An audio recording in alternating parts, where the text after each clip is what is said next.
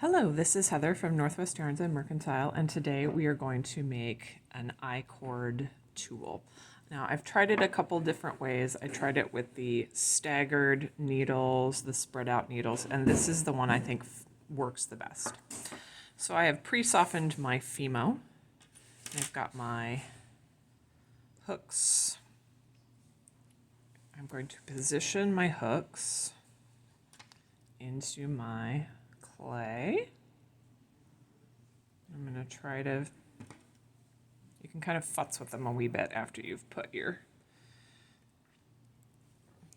clay, them in your clay.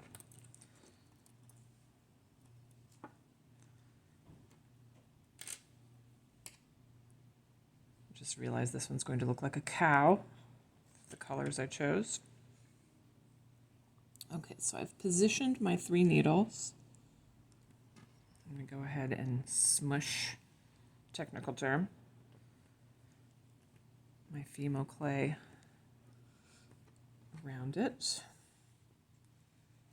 until I have them the way I want them. And then I'm going to form my handle to the shape of my hand. I'm just going to pause this for a little bit while I do that.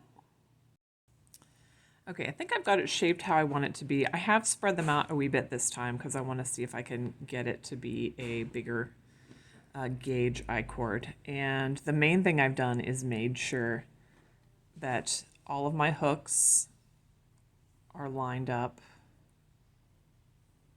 and that it fits nicely in my hand. And now I'm going to take this and I'm going to bake it in my oven at 230 degrees for 30 minutes, and that is going to cure my clay and make it so it hardens. And then I can use it to make an I-cord. All right, that is the basics. Thank you. Bye-bye.